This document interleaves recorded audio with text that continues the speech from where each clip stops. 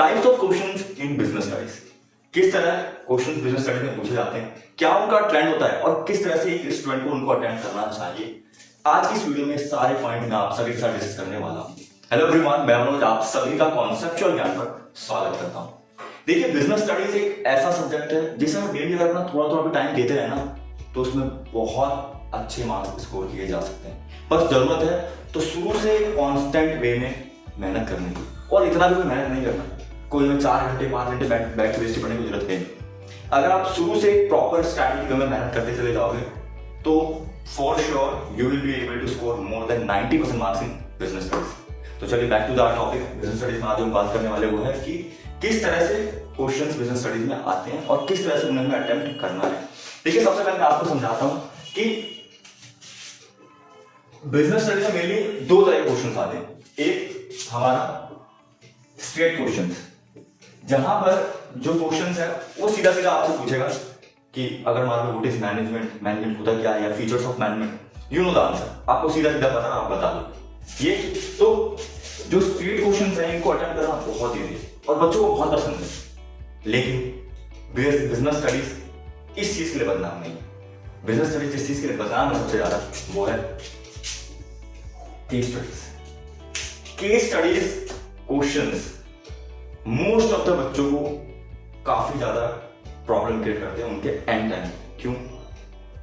क्योंकि इसमें आपका लगता है लॉजिक, दिमाग, या मैं कहूं केस स्टडी, या फिर मैं ऐसे कह सकता हूं और स्टोरी बेस्ड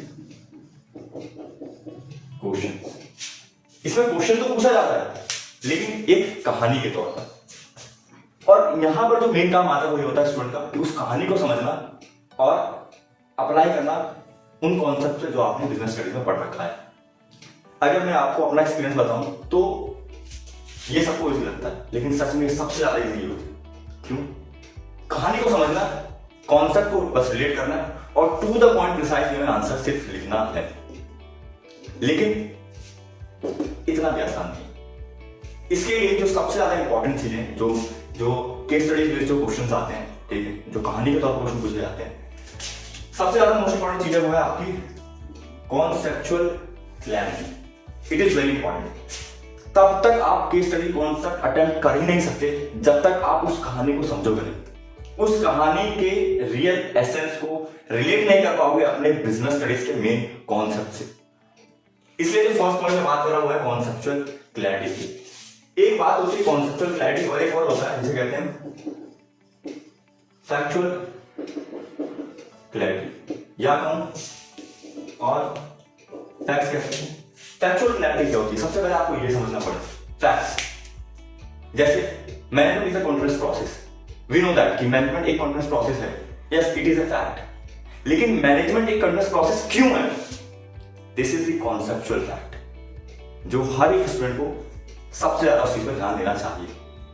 फैक्ट सबको पता होते हैं but fact is not that much important. जो सबसे ज्यादा इंपॉर्टेंट होता है वो उनके बैक की कहानी। Why management is continuous process, why, this is important.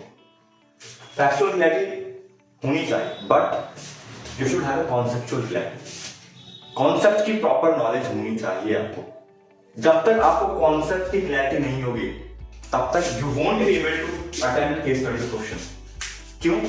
कहानी तो सुना देंगे आपको लेकिन जो मोस्ट इंपॉर्टेंट चीज है उसमें वो आप पकड़ नहीं पाओगे, क्या फायदा है?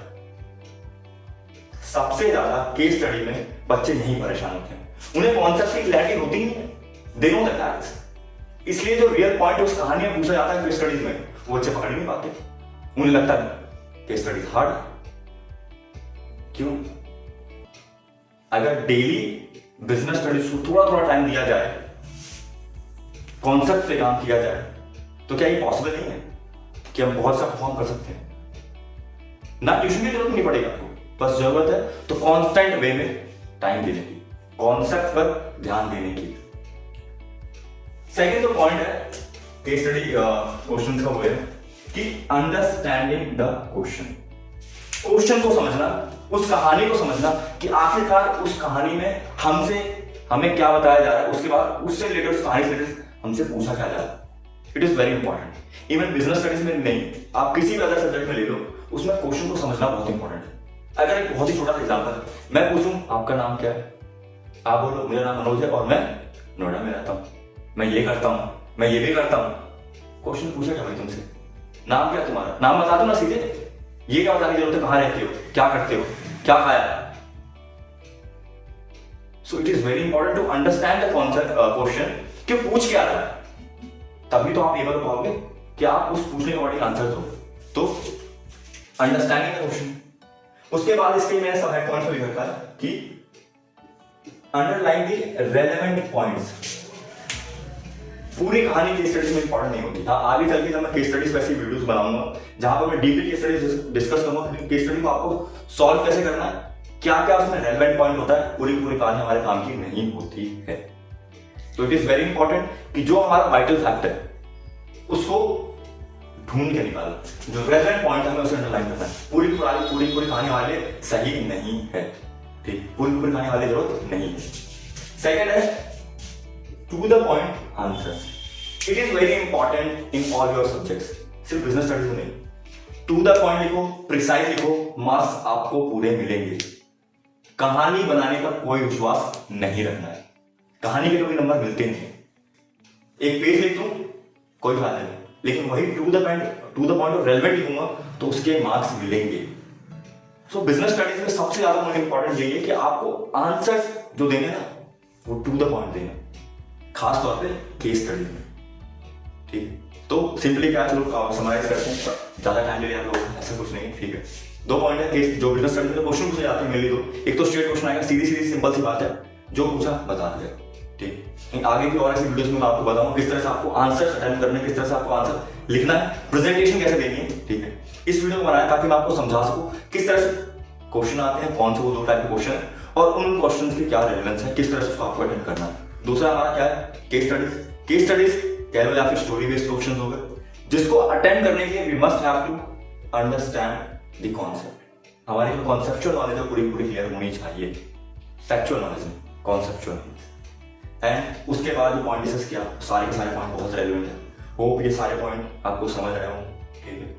फिर से बोलूंगा बीएसटी सो सिंपल, बस जरूरत है तो एक कांस्टेंट वे में थोड़ा टाइम अपना देने की और you will be able to score more than जो भी आपका target, but more than 90% most of the बच्चों को। And thank you so much, hope ये पॉइंट आपको समझ आया।